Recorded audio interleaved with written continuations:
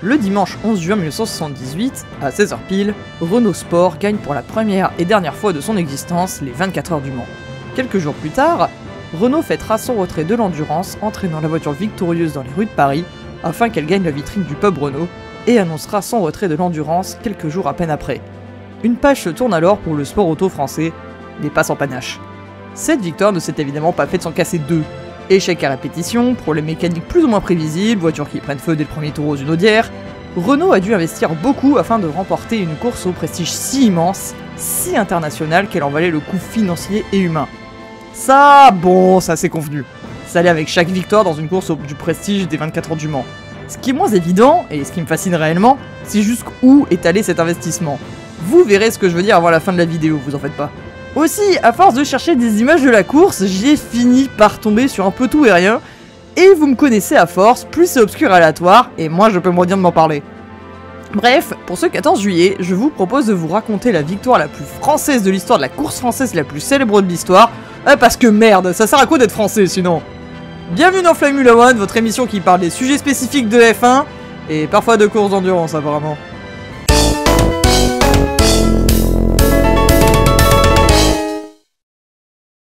Oui, mon émission est censée parler de F1, oui, je vous parle d'endurance dans cet épisode. Après, c'est mon émission, donc je fais ce que je veux. Et puis, vous allez le voir, je suis pas totalement hors sujet par rapport à ma ligne éditoriale. Et aussi, la vérité, c'est que je vais devoir vous parler de pilotes de F1, alors c'est presque pareil que d'habitude. Presque pareil parce qu'il faut que j'établisse un peu de lore des 24 heures du Mans. Comme son nom l'indique, la course dure 24 heures et a lieu au circuit du Mans, dans la Sarthe. Pour être exact, la course est sur 2 jours, puisqu'elle commence le samedi à 16h et se termine le dimanche suivant à 16h. Logique. Plusieurs catégories de voitures rentrent en compétition, ce qui aboutit à l'existence d'un classement général ainsi que de classements par catégorie. Enfin, la compétition est par équipage et par écurie. Dans notre cas, Renault Sport ou Renault Alpine ou la Régie, ou vous les appelez comme vous voulez, et selon les années, l'équipage d'une voiture ayant abandonné pouvait rouler sur les autres voitures de son équipe.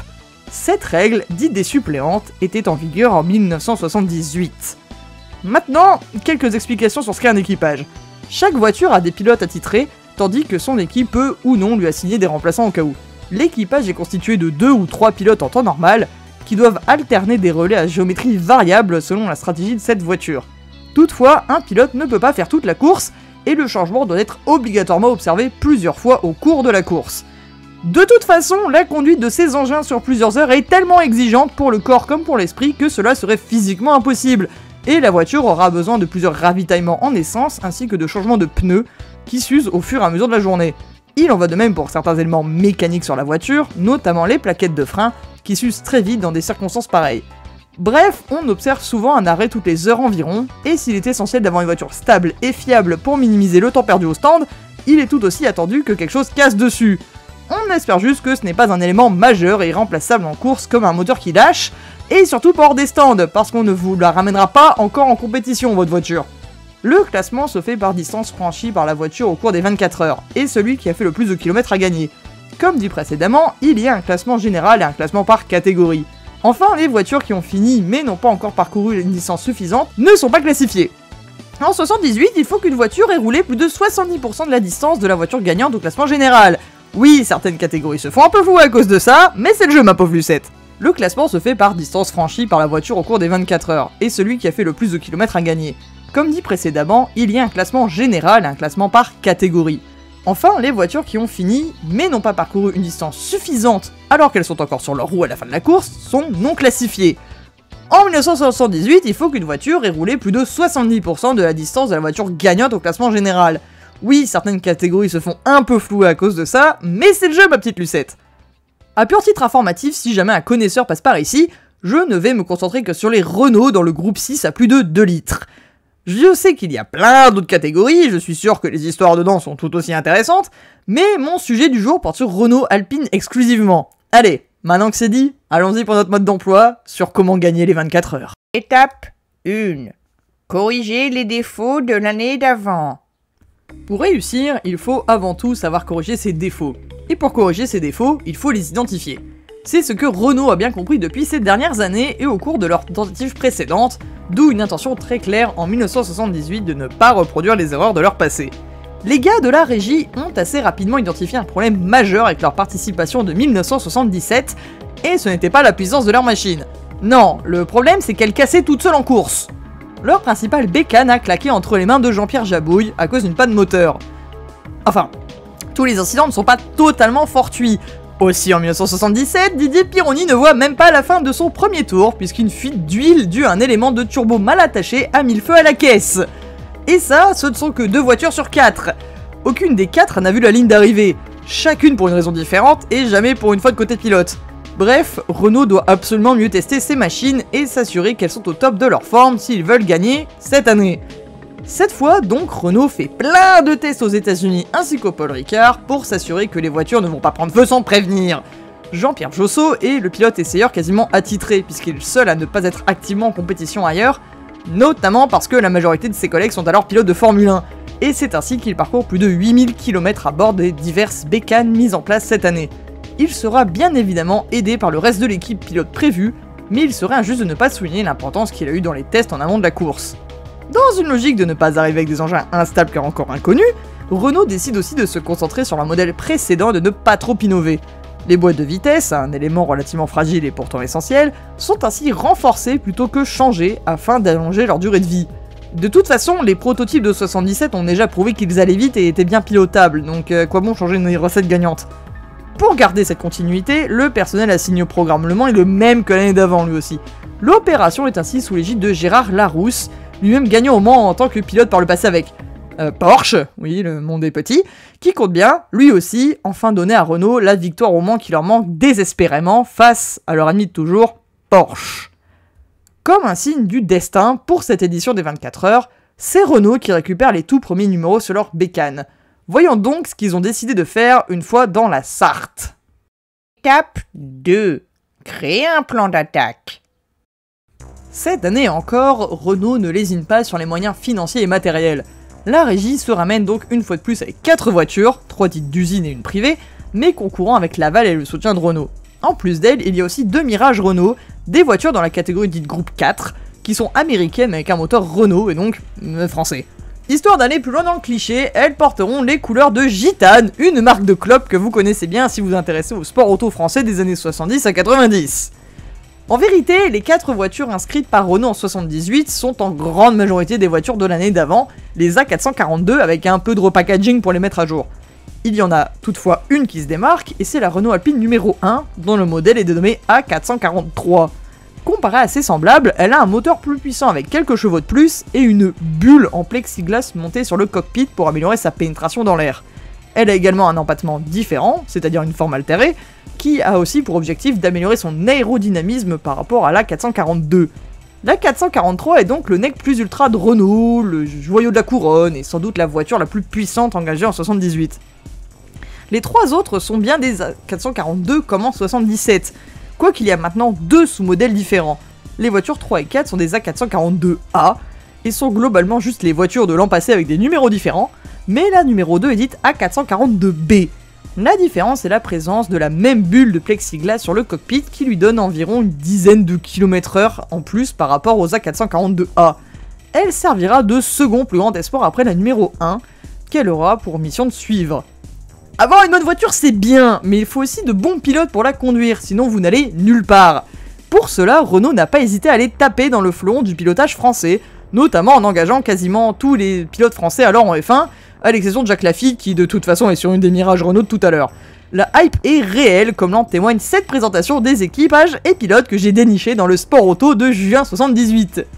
La voiture numéro 1 est confiée à Jean-Pierre Jabouille, qui pilote pour Renault F1, et Patrick Tambay, rookie 77 actuellement à McLaren. Jabouille est en particulier connu pour ses grandes qualités de mise au point, lui qui est ingénieur de formation, et correspond donc bien à la voiture sur laquelle la régie repose la majorité de ses espoirs. Il a malheureusement encore été victime de sa malchance légendaire l'année d'avant, donc on a rarement vu plus déterminé à réussir tout en étant consciencieux, voire perfectionniste. Tambay, lui, est un des espoirs français en F1, où il a débarqué en 77, et qui a pour mérite d'avoir déjà maraudé dans d'autres catégories, notamment aux États-Unis où il a vécu quelques années. On a donc un duo attentif à la mise au point comme à la conduite. Après elle, on a la voiture numéro 2, confiée à Patrick Depailler et Didier Pironi. Les deux se connaissent assez bien dans le sens où ils sont actuellement coéquipiers en F1 dans l'écurie Tyrrell, et en plus ils s'entendent bien, Et ce malgré une certaine différence d'âge. Ils n'ont en effet clairement pas le même CV puisque Depailler a déjà une belle valise, tandis que Pironi, en bon benjamin de la sélection du haut de ses 26 ans, est rookie en F1. Les deux n'en sont cependant pas à leur coup d'essai au Mans, puisque même Pironi a déjà participé en 76 et 77. Mettre ensemble les deux coéquipiers est presque l'option par défaut pour cette voiture, mais elle fait tellement sens qu'il aurait presque été stupide de ne pas le faire. Prémunir des disputes au sein d'un équipage est, après tout, un enjeu sur ce genre de course. La voiture numéro 3 est attribuée à Jean-Pierre Jarnier, lui aussi pilote F1, et à Derek Bell, le seul non français de la bande, mais lui aussi pilote actif en F2 et F1 en même temps, une drôle d'histoire bien typique de son époque. Comme leurs comparses, Jarnier et Bell ont déjà participé aux 24 heures, et d'ailleurs aussi pour Renault, mais n'ont pas pu gagner non plus, vous savez, les voitures qui cassent toutes seules en cours de course. Enfin, dans la voiture numéro 4, on retrouve Jean-Pierre Josso, Guy Fréquelin et Jean Ragnotti. Josso, affectueusement surnommé Papy Josso par ses compères, est le doyen de la sélection du haut de ses 41 ans et a déjà concouru plusieurs fois au Mans, mais n'en est jamais sorti vainqueur. Fréquelin et Ragnotti, eux, sont des légendes vivantes du rallye français. Et si le rallye est une catégorie bien différente de l'endurance sur piste bitumée comme le circuit de la Sarthe, il n'en reste pas moins de grands pilotes et Renault pense donc mettre encore plus de chance de leur côté en les engageant. Malheureusement pour Renault, cette fine équipe doit être changée en dernière minute. La raison ? Patrick Tambay s'est brûlé la jambe au second degré lors d'une course de Formule 2 à Pau, et par précaution, il doit déclarer forfait pour le Mans. Ce qui n'arrange évidemment pas nos Français. Étape 2,5, changer tous les équipages en dernière minute. Bon, puisque Patrick doit récupérer de sa brûlure, Renault doit réorganiser tous les équipages. C'était déjà un peu instable avant, mais il faut bien admettre que c'est pénible. Mais bon, c'est ça où on participe pas, alors Renault joue aux baquets musicaux. Jean-Pierre Jabouille est maintenant associé à Patrick Depailler dans la numéro 1 à la place de Tambay. Et c'est un duo qui fait simplement sens, peut-être même plus que celui de base. Les deux ont en effet déjà fait équipe ensemble aux 24 heures en 69 et 70, chez Alpine et Matra respectivement, se connaissent et s'entendent très bien, et Depailler vient de remporter le Grand Prix de Formule 1 de Monaco. Étant du même âge, à peu près, ils sont aussi de mentalité et de philosophie similaires. Bref, c'est un duo qui promet d'être solide. De par le changement de place de Depailler, l'équipage de la 2 change aussi. C'est Jean-Pierre Josso qui se retrouve maintenant associé à Didier Pironi. Après la transposition du duo de l'écurie Tyrrell, on a maintenant la drôle d'association du plus jeune avec le plus vieux. Le choix de mettre Josso dans la numéro 2 relève surtout de la très pragmatique observation qu'il est le plus proche de Pironi en termes de stature et taille après Depailler. Quoique un peu plus petit que Pironi, mais la coïncidence est amusante. Dans la numéro 4, on retrouvera avec Fréquelin et Ragnotti un certain José Dolem, qui a pris dans la délégation la place de Tambay, enfin techniquement parlant. Pour la très brève présentation, José Dolem est un pilote français qui n'a pas eu une carrière bien notoire, avec genre 2 départs en Grand Prix en Formule 1. Et s'il a aussi été pilote d'avion, il est surtout connu pour avoir été le cousin et demi-frère de Didier Pironi. Cette information est vraie, mais on n'a pas le temps de la déballer, alors zou. Le plan en course demeure par contre inchangé par le retrait de Tambay. La numéro 1 est la voiture de tête, étant la plus puissante, et jouera aussi un peu le rôle de lièvre pour épuiser les Porsche. Les 2 et 3 suivront ensuite, dans cet ordre, et enfin la numéro 4 fait sa vie, mais de préférence bien et jusqu'à la fin. Pas de changement au niveau de la bulle, la numéro 2 sera la seule à la revêtir, d'où son importance comme seconde voiture du cortège. Ok, on a nos voitures, et on a nos équipages. On peut donc maintenant mettre nos vaisseaux en route et voir ce que ça donne face à la concurrence. Et par concurrence, je veux dire Porsche, mais bon. Étape 3, se qualifier. Moins bien que Porsche. Le week-end des 24 heures du Mans 1978 commence en fait bien avant cela, en début de semaine même, avec le traditionnel pesage et contrôle des pieds sur la voiture, afin d'en vérifier la conformité au règlement technique. Le pesage se passe sans accroc pour les Renault, parce qu'il n'aurait sincèrement plus manqué que ça vu leur prestation de 77, et il en va bien sûr de même pour leur principal adversaire Porsche, qui a encore plus de voitures que la régie inscrite avec 6, et a aussi sorti le commando d'élite pour s'assurer une 3ème victoire d'affilée. Les essais se passent eux aussi sans accroc notoire, mais déçoivent quelque peu côté Renault. Les pilotes ont du mal en ce début de compétition, un problème qui n'est guère aidé par le fait que ceux actifs en F1 font des tours d'essais privés à Brands Hatch en monoplace pour ensuite revenir le soir en France en endurance. De plus, Renault continue de se méfier de Porsche, qui ont choisi de mettre un nouveau moteur encore plus puissant que celui des années d'avant de leurs 935 et 936. On se méfie chez les jeunes des Henri Pescarolo et des Jürgen Bath, l'auteur d'un miracle en 77 qui a permis à son écurie de glaner une victoire pourtant sérieusement en péril. Viennent ensuite les qualifications le vendredi. Les 4 Renault se qualifient évidemment sans problème, faisant partie du haut du panier. Toutefois, malgré les meilleures performances possibles des 4 équipages, et un très beau temps de Jean-Pierre Jabouille sur la 443 notamment, aucune des Renault Alpine ne parvient à avoir la pole position, échouant toutes dans des positions certes dans le top 10, mais pas la meilleure d'entre elles. Et c'est parce qu'en face, il y a un adversaire de taille, en la personne du Belge le plus puissant de l'histoire, un dénommé Jackie X, qu'on ne surnomme pas Monsieur Le Mans pour rien, puisqu'il est alors recordman du nombre de victoires au Mans, ex-aequo avec son compatriote Olivier Jean Debien, et il ne compte pas s'arrêter à cette égalité. Pour vous témoigner le niveau de puissance du Jackie, en 1969, il a enterré le départ traditionnel du Mans, lorsque les pilotes commençaient la course en rejoignant leur voiture, quasiment à lui seul. Scandalisé par l'insécurité primaire de ce genre de départ, qui encore en 68 avait causé la mort d'un pilote, il avait fait exprès de marcher jusqu'à sa voiture, d'agrafer son harnais le dernier, et avait quand même gagné la course. Jackie X ne fait pas de Laura Farming, non, Laura fait du Jackie Farming. Bref, Jackie X est en terre conquise, et les Porsche 936 sont aussi puissantes que l'année d'avant, si ce n'est plus. Et c'est ce qui lui permet d'arracher la pole position au nez et à la barbe de Jean-Pierre Jabouille et Patrick Depailler. Ça part donc un peu mal pour Renault, mais si regardez la saison 2024 de Formule 1 m'a appris un truc, c'est qu'une pole position ne vous garantit jamais la victoire, donc rien n'est perdu pour la régie. Ils n'ont toutefois pas bataille gagnée, clairement, comme l'année d'avant l'a prouvé, et donc tout se jouera quand même durant le week-end. Étape 4. Dominer la course. Samedi 10 juin 1978. Le circuit de la Sarthe s'apprête à avoir un affrontement d'anthologie entre les deux géants que sont Porsche, le chassé, et Renault, le chasseur. La ferveur populaire est toujours aussi forte qu'à son habitude et les stands grouillent d'activité. À 16h, le cycliste Raymond Poulidor baisse le drapeau à damier.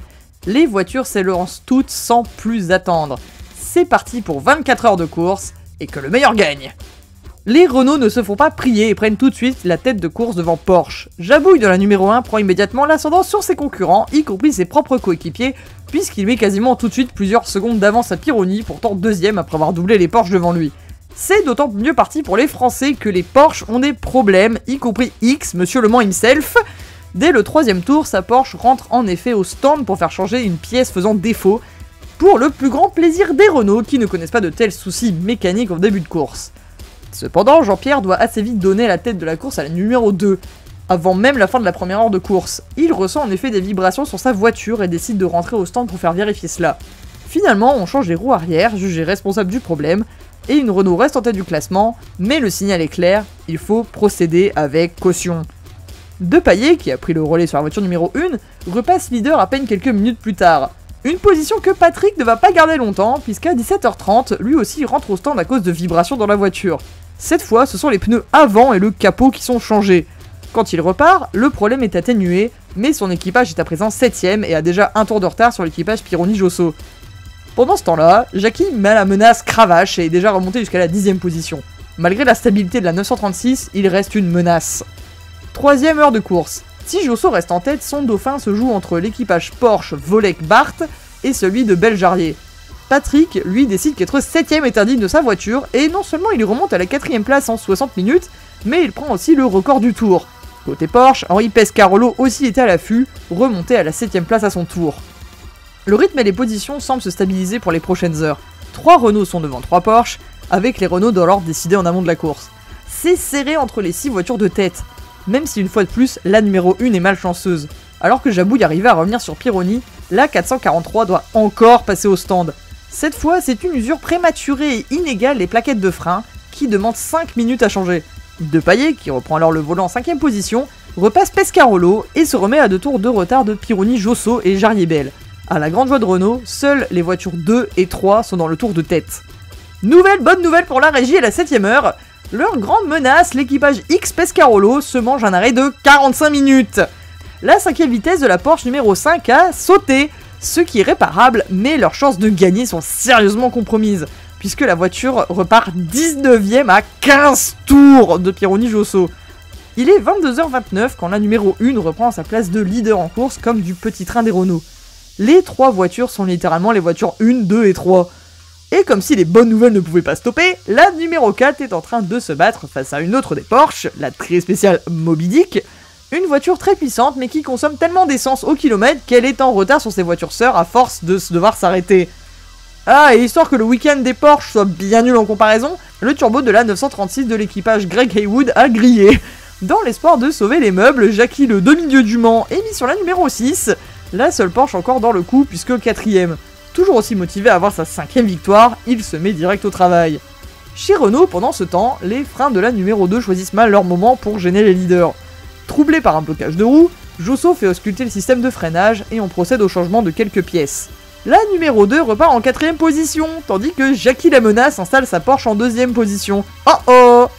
Les prochaines heures dans la nuit noire de la Sarthe se passent plutôt tranquillement pour les deux géants. Depailler et Jabouille ont adopté un rythme de croisière, suivi de Jarlier Bell ou X-Voleg Bart, selon qui a ravitaillé dans quel ordre. La numéro 2 suit dans le même tour que les voitures de tête. Cela dit, le garage Renault est inquiet, chronométreuse comme Gérard Larousse redoutant que leur rythme ne tienne pas jusqu'au bout du dimanche.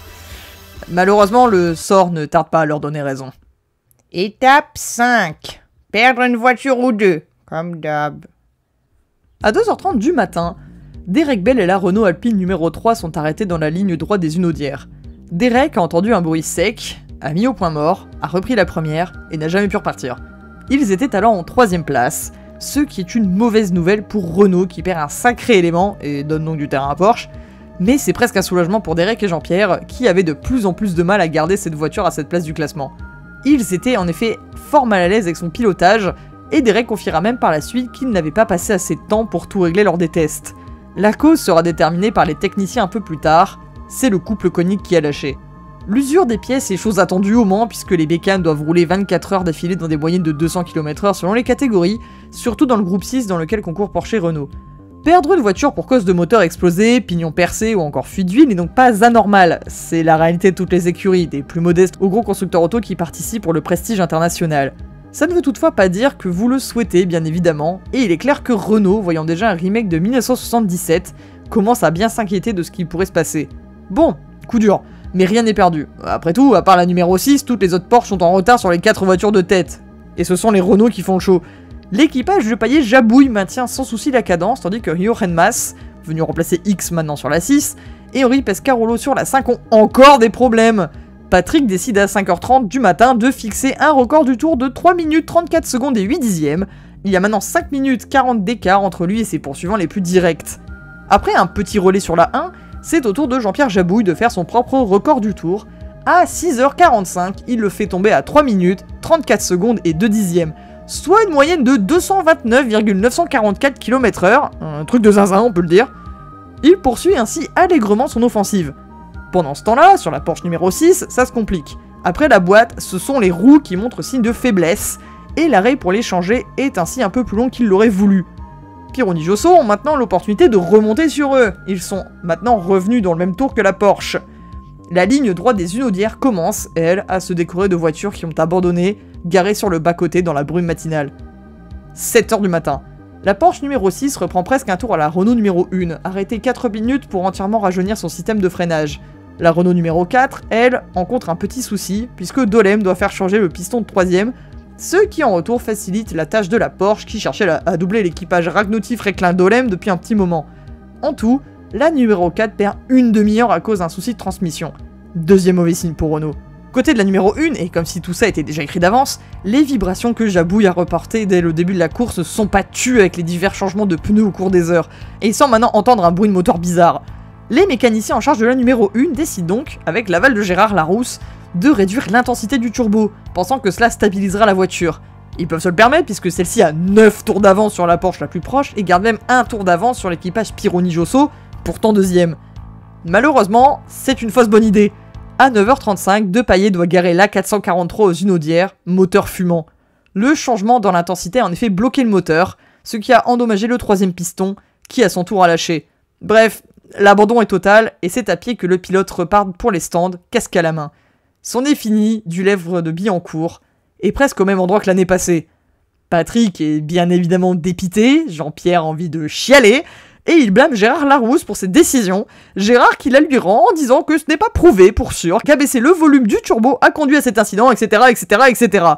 Les deux hommes se renvoient la balle, bref, ambiance chez Renault qui doit quand même rester mobilisé. Après tout, rien n'est perdu, loin de là. Faut juste croiser les doigts. Étape 6. Rabattre ses espoirs sur les voitures qu'il reste. Le dernier vrai espoir de Renault de gagner cette fichue course, c'est la numéro 2 de Pironi Josso, la numéro 4 étant complètement hors de contention. Pendant ce temps, Jabouille fait une pile sur la numéro 4 en question pour la ramener à un bon bord d'ici la fin des 24 heures, Mais démotivé, démobilisé, il se contente de faire un tour pour vérifier si celle-là non plus ne va pas abandonner. Son diagnostic, quelques vibrations, mais rien de grave. On se ronge les ongles chez Renault. Certes, au moment de redonner le volant à Pironi, Josso est en tête avec une belle avance de 7 tours sur les Porsche, dont la numéro 5 vient d'abandonner elle aussi, mais avec déjà 2 voitures out pour soucis techniques, à tout moment, quelque chose sur la seconde pourrait claquer. On a surtout peur pour les pignons et les vitesses, qui ont été les talons d'Achille de ces deux sœurs.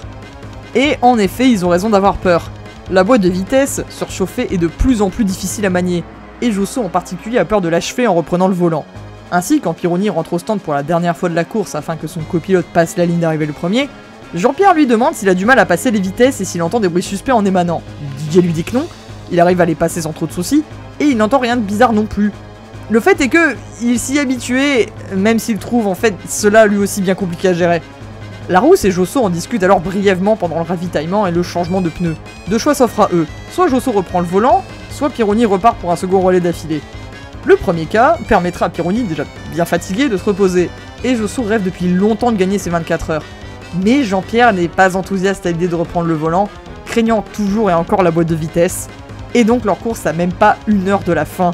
Qui plus est, demander de changer de style de pilotage maintenant serait plus dangereux qu'autre chose pour la boîte comme pour lui. La seconde possibilité pallierait donc ses problèmes, mais ne garantit pas non plus que la voiture franchisse la ligne d'arrivée.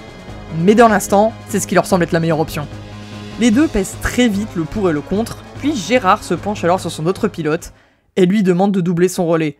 Ce sera donc Pironi qui finira la course. Pironi qui, selon ses propres dires, ne comprend pas sur le coup ses décisions, mais ne rechigne pas à la tâche. Après tout, qui refuserait les honneurs de faire gagner les 24 heures du Mans à son écurie? Certainement pas Didier qui, en bon pilote de F1, voulait vraiment gagner la dite course, et sans doute aller plus vite que son équipier en le faisant, mais a tout autant eu la présence d'esprit de ménager sa voiture et s'en tenir à ce qu'on lui avait dit de faire. Bref, la Renault Alpine numéro 2 repart avec le même pilote qu'à l'aller, pour un second relais qui a dû sembler interminable pour absolument tout le monde à Renault. Josso raconte ainsi ne pas avoir souri des 4 dernières heures, et ce alors qu'il est d'un naturel souriant. Mais surtout, il explique que cette 23e heure de course lui a paru en faire 24 depuis le garage.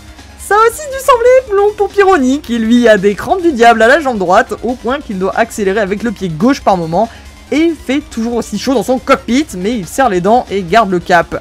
Pendant ce temps-là, l'écart entre la Renault Alpine et la Porsche la plus proche se réduit au fur et à mesure, passant de 8 à 5 tours. Sur le papier, ça peut inquiéter, mais en fait, cela reste une avance confortable puisqu'il est impossible de récupérer autant de tours en aussi peu de temps. Ça ne relaxe par contre vraiment personne à Renault de savoir ça, puisque la boîte de vitesse et le 3ème pignon continuent vraiment d'inquiéter Larousse et compagnie.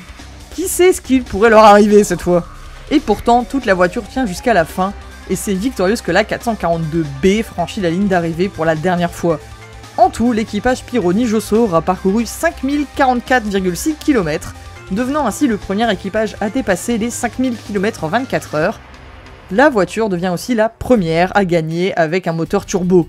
Derrière eux, le concurrent le plus proche finit à des dizaines de kilomètres d'eux, et même si Porsche a 5 voitures dans le top 10 contre 2 pour Renault, la victoire de la régie est incontestable. Comme d'habitude, la foule envahit sans plus attendre la piste pour acclamer la prestation de Renault et des deux pilotes qui ont amené la voiture jusqu'à la fin. La liesse est telle que Pironi, étouffé par les spectateurs venus s'agglutiner autour de sa voiture, doit être arraché de là par des gendarmes. L'image est reprise aux journaux télévisés français, ainsi que dans les rétrospectives vidéo disponibles au sujet de cette édition des 24 heures du Mans, la dernière pour Renault, qui s'est juré d'à présent tourner ses efforts vers la Formule 1. Une dernière, certes, mais sans doute la plus belle possible. Étape 7. Se rendre compte que c'était vraiment limite. Ça y est, après plusieurs années de Deutschland über alles sur le podium, et pour la première fois depuis le dernier succès de Matra en 1974, c'est enfin la Marseillaise que le public peut célébrer. Et quelle victoire française! Une voiture française, pilotée par 2 Français et équipée de pneus français en entité de Michelin. Le public applaudit un Jean-Pierre Josso si ému qu'il n'arrive pas à chanter un hymne qu'il décrit pourtant comme lui, donnant des frissons à chaque fois. Que cela ne tienne! Si Jean-Pierre ne peut pas chanter, alors on l'applaudira plus fort encore. Paradoxalement, ces encouragements ne font qu'amplifier l'émotion de Papy Josso, qui n'en pleure que plus fort encore. Après l'hymne, les deux pilotes Renault se font ensuite un plaisir de sabrer du champagne directement dans le public, tandis que la foule ne se calme guère. Ou alors c'était d'abord le champagne et après l'hymne, mais je vous avoue qu'en l'absence d'image non interrompue du podium, c'est difficile de dire. Quoi qu'il en soit, c'est parti pour une soirée d'euphorie dans la Sarthe et aux journaux télévisés, presque en éclipsé les derniers matchs de Roland Garros. Ce que les gens ne savent alors pas encore, c'est que malgré leur avance supposément ancrée dans les dernières heures de la course, cette victoire a manqué de glisser des doigts de Renaud, et ce d'une façon foutrement logique, mais aussi rarement prise en considération. Vous avez sans doute remarqué que j'ai commencé cette section en vous parlant seulement de Jean-Pierre Josso. C'est parce que pendant un moment, il est tout seul sur le podium avec Gérard Larousse devant une foule enflammée. Il soulève d'ailleurs seul le trophée, alors que la coutume aurait voulu qu'il le fasse avec son coéquipier. Et c'est seulement pour sabrer le champagne que Pironi se pointe, une casquette Michelin sur la tête, une couronne de fleurs autour du cou, et rien en dessous. Ouais, non, pas la tenue traditionnelle d'un gagnant des 24 heures du Mans non plus. D'autant plus qu'il se contente de vider une bouteille d'eau au lieu de boire du champagne, comme tout le monde. Alors, qu'est-ce qui s'est passé? Revenons à la fin de la course. Après avoir été extrait à son bain de foule, Didier est vraiment sur les rotules. Les deux relais de fin l'ont absolument vidé de ses forces, non seulement physiques, mais aussi nerveuses. Et être à moitié étouffé par la foule ne l'a pas aidé. Qui plus est, si Jean-Pierre a bien supporté la chaleur du cockpit et perdu seulement 3 kilos en course, Didier n'a pas été aussi chanceux, lui il en a perdu 8. C'est donc épuisé et complètement déshydraté qu'il fait son petit bonhomme de chemin sur le podium, ou pas. En effet, selon une majorité des sources, Didier a légèrement perdu connaissance, ou a fait un malaise, ou est tombé dans les pommes, dans les escaliers menant au podium, laissant Jean-Pierre récupérer seul les lauriers quelques instants. Quoi qu'il en soit exactement, il a dû être réanimé pour pouvoir profiter du champagne. Et même pas parce que pour lui, c'était la bouteille d'eau et rien d'autre. C'est comme ça que Gérard Larousse et Jean-Pierre Josso ont vraiment compris à quel point ils étaient passés près de ne jamais voir leur voiture de l'autre côté de la ligne. Et pas seulement pour une bête histoire de boîte de vitesse. Jean-Pierre s'exprimera d'ailleurs au sujet des regrets qu'il a fini par avoir sur ce dernier relais dans les différentes interviews qui ont commémoré, au fil des années, sa première de 2 victoires au Mans. Il a par exemple dit à France Bleu Normandie dans une interview de 2018 « Si j'avais su que Didier était aussi fatigué, jamais je ne lui aurais laissé le volant, jamais. Il aurait pu s'évanouir en piste, c'était très dangereux. » Gérard Larousse, lui, a un jour dit que ça avait été en effet tangente sur le dernier relais, mais contrairement à Jean-Pierre, il n'exprime pas vraiment de regrets à ce sujet. Enfin bref, plus de peur que de mal, que ce soit côté voiture ou côté pilote. Le seul souci que ça a posé, c'est que pendant un petit moment, seuls Josso et Larousse pouvaient donner des interviews. Mais rassurez-vous, Pironi était de retour dans le coup, pile à temps pour que Renaud puisse enfin finir son plan avec la meilleure des étapes. Cela pétait grave. Étape 8, flexer un max. Renaud voulait absolument gagner au Mans pour le retentissement international de la course, et donc pour sa notoriété, surtout aux États-Unis. En effet, selon Renaud eux-mêmes, et ils le disent même au journal L'Antenne 2, le Mans a un impact jusqu'aux Américains qui regardent attentivement cette course tous les ans. C'était d'ailleurs le plan depuis le début de gagner une course prestigieuse afin de rafler les lauriers, et il n'y a pas à dire, ils n'y sont pas allés de main morte. Le 12 juin, un représentant de la régie est sur le JT d'Antenne 2 du soir pour parler, d'une façon très monotone, de leurs raisons pour avoir gagné les 24 heures du Mans et de l'impact que cela aurait, ou non, sur les voitures de Monsieur Tout-le-Monde. En résumé, pas de turbo dans nos Renault 5, parce que le commun des mortels n'en a pas besoin. Heureusement qu'ils n'ont jamais fourré de turbo dans leur bagnole, j'ai envie de dire. 2 jours après la course, c'est la Renault Alpine A442B qui est ressortie du garage à l'occasion. Elle parcourt les rues de Paris en passant par les Champs-Élysées et jusqu'au pub Renault, où elle sera exposée en vitrine avec ses 2 pilotes à bord. Pilotes qui ne la conduisent pas. La voiture est en effet remorquée parce que son moteur V6 a purement et simplement refusé de reprendre du service. Ironique pour la première voiture à gagner avec un moteur turbo quand même. Moult photos sont prises quand même de divers angles, mais surtout de devant. L'occasion de voir les chaînes qui ont remorqué l'engin dans la capitale d'ailleurs. Le même jour, Josso et Pironi donnent tous deux une interview au magazine Auto Hebdo, qui sera publiée dans leur 119e numéro. Ils y parlent de leur opinion de la course, de l'impact qu'elle aura sur eux et sur leur vie, ce genre de choses. C'est l'occasion de découvrir de façon un peu amusante que Pironi voulait vraiment Josso comme coéquipier une fois que Depaille avait changé de voiture, citant que sa personnalité et sa façon de piloter lui semblaient les plus compatibles avec les siennes, mais que Josso ne savait pas vraiment qui était Pironi avant ça. L'occasion aussi de découvrir que Pironi a accidentellement inquiété son patron d'écurie en F1 Ken Tyrrell, que Josso remercie aussi les journalistes, que les équipages Renault ont été des chaises musicales pendant un sacré moment, et que le télégramme était la méthode de communication de choix de l'époque. L'équipe Renault, pilote y compris, est trimballée un peu partout dans les jours qui suivent. Josso a notamment l'occasion de piloter la 442B dans la cour de je ne sais quel bâtiment important style Élysée au Matignon devant plein d'autres gens en costard, lui-même en costard. C'est un peu marrant à voir en vrai. C'est l'occasion pour moi d'insister sur un point. Les 24 heures du Mans sont une victoire d'équipe, plus que jamais ailleurs en sport auto. Je me suis focalisé sur les pilotes par habitude et pour le récit, mais je tiens à ne pas effacer le travail que cette victoire a demandé au personnel des usines Renault, des ingénieurs qui ont conçu les prototypes, les mécaniciens sur place et avant cela qui ont assuré l'entretien, la maintenance et le changement des pièces sur les voitures, ou encore des chronométreuses qui ont permis d'assurer le suivi en temps et en heure du succès en cours. Les pilotes eux-mêmes sont les premiers à le rappeler d'ailleurs. Laissez-moi pour illustrer cela vous citer l'interview que Pironi a donnée à Auto Hebdo quand on a demandé à Josso et lui s'ils pensaient d'abord à un succès Renault ou à leur joie personnelle. Avant même d'être celui de Renault, ce succès est celui de toute une équipe. Les véritables vainqueurs sont les hommes qui ont participé à l'élaboration, à la construction, à la préparation et à l'évolution des voitures. Renault a triomphé indirectement puisque les techniciens appartiennent à la régie.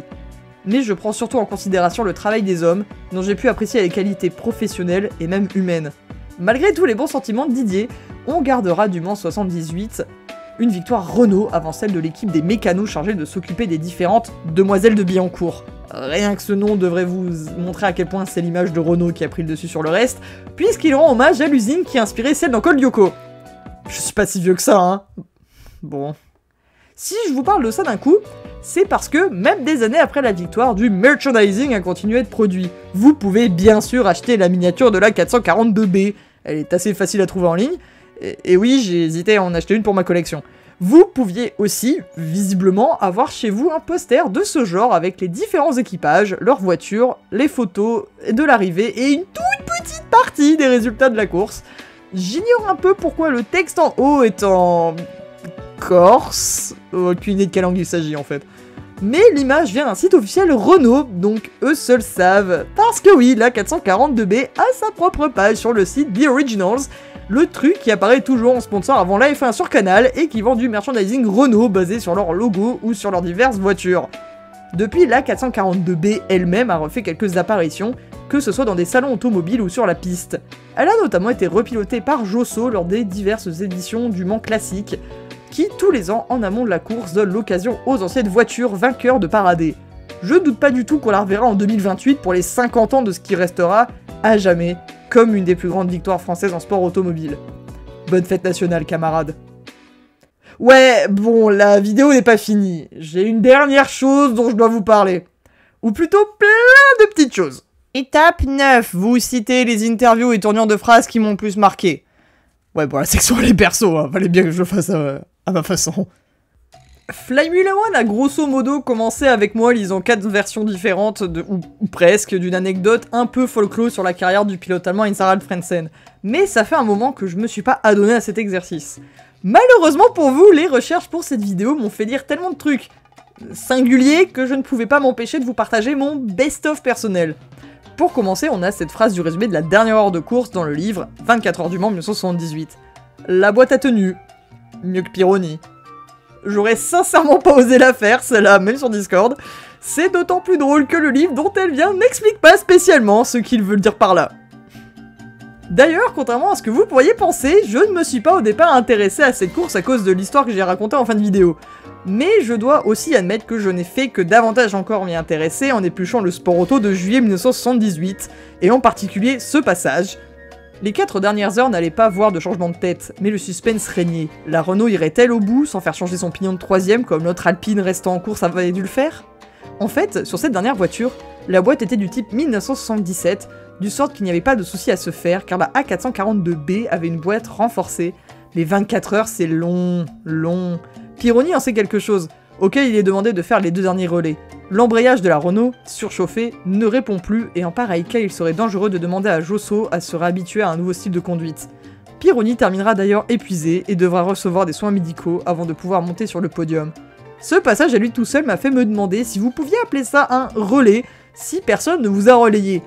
Aussi pour l'anecdote, les sources anglophones, et même certaines sources françaises plus récentes, auront tendance à vous dire que Pironi a volontairement doublé son relais, ce qui n'a pas été le cas selon la majorité des sources de l'époque. L'interview donnée à Auto Hebdo dont je parlais juste avant est intitulée Pironi Josso, un regard différent, et elle comporte quelques pépites qui auraient tué le rythme de la vidéo principale si je les avais incluses, mais qui me tiennent à cœur quand même. Petit florilège de ce qu'ils ont appelé « regards différents », à commencer par la version complète de quelque chose que j'ai mentionné en coup de vent. Votre coéquipier était-il le coéquipier idéal? Jean-Pierre et moi formions une très bonne équipe. Du début à la fin des 24 heures, et même au cours des essais, il n'y a pas eu le moindre problème entre nous. Jean-Pierre était un coéquipier parfait. Pour avoir effectué beaucoup d'essais, il connaissait parfaitement la voiture et les problèmes qu'elle pouvait poser. En outre, il possédait, et possède toujours d'ailleurs, une grande expérience du Mans, ce qui nous a certainement aidé. J'ai découvert Didier Pironi pendant les essais que nous avions effectués au Paul Ricard, et notamment sous la pluie. Là, il m'avait littéralement sidéré en pilotant comme un véritable métronome dans des temps extrêmement rapides. Je ne l'imaginais pas à ce point bon pilote. Depuis, je l'ai tellement découvert que je suis persuadé qu'il ira très loin dans la carrière et qu'il sera champion du monde sans aucun doute. Très gentil complément, Jean-Pierre. Et je suis sûr qu'il a super bien vieilli. Comment avez-vous réagi en apprenant que vous partiez l'un avec l'autre? Il a d'abord été prévu que je parte avec Ragnoti et Fréclin, puis avec Depailler. Lorsque j'ai appris que les équipages allaient être remodelés à la suite du renoncement de Patrick Tambay, la solution de partir avec Josso me semblait la plus séduisante. Si j'avais eu à faire un choix moi-même, j'aurais sérieusement envisagé à partir avec Jean-Pierre. Larousse a pris sa décision, c'est bien tombé, et je n'ai pas eu à m'en plaindre. Pour moi, il y a eu 3 phases successives. Au départ, je devais partir avec Derek Bell. Ensuite, on m'a balancé, si je puis dire, sur la voiture Kelberson avec Ragnoti et Fréclin. Alors là, ça me déplaisait au plus haut point parce que c'était simplement le fait d'être 3 sur la voiture. Il est déjà très difficile de s'entendre à 2, et à plus forte raison à 3. J'ai toujours considéré que pour terminer le Mans dans de bonnes conditions, il fallait 2 pilotes qui s'entendent bien au départ. Là-dessus, il y eut le forfait de Patrick Tambay. Depailler est passé avec Jabouille, et je me suis retrouvé avec Pironi. Sur le coup, je n'ai pas particulièrement ressenti ce que cela pouvait m'apporter, jusqu'au moment où j'ai pris conscience de la valeur de Didier. À ce moment-là, j'ai été ravi, parce que je me suis dit que, comme c'est un gars intelligent, il ne va pas faire souffrir la mécanique, et ainsi il y aura de grandes chances pour que nous nous entendions bien. Effectivement, dès que nous en avions discuté, j'ai senti immédiatement que nous étions branchés sur la même longueur d'onde. Comment votre entourage a-t-il réagi? Je n'ai pas encore eu vraiment l'occasion de le mesurer. J'étais tellement fatigué en rentrant chez moi que j'ai passé la majeure partie de mon temps à dormir. J'ai reçu beaucoup de télégrammes, réactions très caractéristiques des gens après une grande victoire. Ken Tyrrell m'a téléphoné. Il s'est préoccupé de mon état de santé, ayant appris que j'avais été à l'hôpital après l'arrivée. J'ai pu le rassurer. Bien sûr, il m'a félicité, mais il était surtout inquiet. Oh là là, fabuleux! J'ai reçu une montagne de télégrammes, tous très sympathiques, très chauds. Le téléphone est devenu rouge à force de sonner. Beaucoup de journalistes m'ont fait comprendre qu'ils étaient contents de cette victoire. C'est peut-être ce qui m'a le plus touché, parce que chez les journalistes en général, je n'ai jamais eu de papier dithyrambique. Remarque, je n'ai jamais rien fait dithyrambique non plus. Mais dans les périodes creuses de ma carrière, ils m'ont toujours aidé, soutenu et surtout jamais enfoncé. Grâce à eux, j'ai toujours eu une cote d'amour auprès du public. Ça aussi, ça fait chaud au cœur. Je l'ai vu notamment quand on a joué la Marseillaise. Des tas de gens se sont mis à pleurer, en même temps que moi. Il y a eu, à ce moment-là, une sorte de communion entre le public et moi. C'était fabuleux, parce que c'était spontané. Et pour continuer sur les réactions tout à fait normales... Et quand avez-vous réalisé que vous aviez gagné? Au moment où j'ai franchi la ligne d'arrivée. J'ai alors su que nous avions gagné, mais je n'ai pas encore tout à fait réalisé la portée de cette victoire. Elle ne m'aimait pas réellement. Mais je ne voudrais surtout pas qu'on croie qu'elle me laisse insensible. Au contraire, j'en suis content. Au baisser du drapeau, pas avant. Quand j'ai vu Didier revenir au ralenti, passer la ligne, j'ai dit « Ça y est, on l'a !» Avant, c'était vraiment affreux. La dernière heure a duré pour moi plus de 24 heures. Enfin, et c'est la raison pour laquelle il y a cette section pour commencer, une citation d'une interview de Gérard Larousse pour le livre Alpine au Mans, que je trouve absurde. Et ce fut la victoire de Pironi-Josso. Pironi était très vite. Josso aussi, mais pas autant que Didier. Le problème, c'est que l'embrayage était fatigué à la fin. Pironi était épuisé, mais Josso avait une trouille bleue de finir en ces conditions. On a donc décidé de laisser partir Pironi. C'était tangent car il a fini en état d'hypoglycémie et tombé dans les pommes, en rejoignant le podium. Didier était un garçon un peu enrobé et la déshydratation a dû être terrible pour lui. On a eu beaucoup de mal à le remettre debout. Ah, je pense que ça se suffit à lui-même. Allez, joyeuse fête nationale, bande de bouffeurs de croissants.